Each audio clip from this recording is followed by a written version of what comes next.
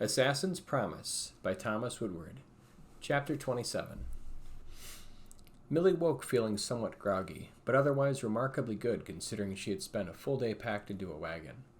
Millie couldn't remember any dreams she might have had, and lay there for a moment before gathering the energy to move her limbs into motion. Sitting up, she looked around the tent. It had been neatly packed save for her bedding. Kayana must have rose with the dawn, she thought blearily. The full heat of the day had yet to set in, but she was already sweating from the heavy blankets. Pushing them off, she gathered her nightclothes and moved to change into something more presentable. She wished she could simply wear a light skirt and blouse, but her mother had been very exact on reminding her she must present herself as a lady from this point forward. Frowning, she realized her luggage contained only finer dresses that a young lady might wear. The simplest gown was a heavily embroidered dress made of a light filmy material which fanned out like the petals of a flower in a wide flare. She realized she would need help stepping into it. Unsure what to do, Millie peeked out of the tent flap and scanned the campground for Kayana. She saw the young woman sitting over next to Gerald by the ashes of the fire, laughing at some remark, waving a mug together with him as they broke into song. Millie grumbled, her hopes of dressing for the day temporarily dashed. At the far end of the camp, she could make out Jess, checking and rechecking the horses, in a much more serious air than her two guards. Gerald raised his cup high, then fell backwards after losing his balance mid-song. Riotous laughter followed from Kayana, who proffered an arm to pull him back up into a sitting position. Millie sighed and started packing the rest of her belongings, idly bringing out her journal to jot a quick entry. My journey has begun. Although it was uneventful the first day, I'm starting to feel a kinship with the other travelers. I had a chance to meet Jess, our driver, last evening, and I think Kayana and I might become friends. Gerald is a silly man, but I like him. All of them seem honest and welcoming to me. We will be setting out soon, and we will make our way ever westward, towards the far coast and my mother's distant relatives. Kayana and Gerald seem to be close. I can hear their laughter from my tent this morning. For now, breakfast sounds wonderful. Eggs would be best. Maybe I can trade one of these stuffy dresses with Kayana and find something more suitable to this desert heat.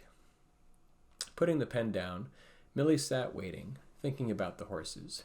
Maybe she would get a chance to ride up near the front of the wagon with Jess today. It would be nice to be out in the air. She could pick out some rock formations that crested over the horizon, still miles off yet. But the sand did little to obscure the view. When there were no storms raging, the desert was almost surreal in its stillness. She thought she could make out a tiny dot on the horizon. At this distance, it could simply be another far-off rock formation, or maybe a tiny town. It was hard to say. Moving back into the tent, she finished her packing. Kayana arrived shortly after, a pleasant smile teasing her features. Her bright blue eyes shone with a mirth from her earlier laughter. Stepping into the tent, Kayana moved towards Millie, clasping the back of her dress in place in a series of quick movements.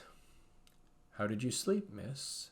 Kayana said, brushing one of the golden strands of her hair from her eyes. She sat then in the middle of the tent, cool and relaxed, closing her eyes and breathing evenly for a moment. Millie looked inquisitively at the other woman, unsure what she was doing. "I slept well, Kayana. I sort of remember waking in the night, but I can't remember too much."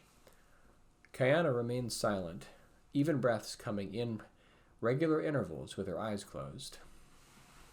Millie waited a moment before inquiring further. "Kayana, what are you doing?" Kayana simply sat there, all her concentration focused on her breathing. Millie hesitated another space of moments, then slowly sat down next to her. She closed her eyes, trying to emulate the young golden-haired woman.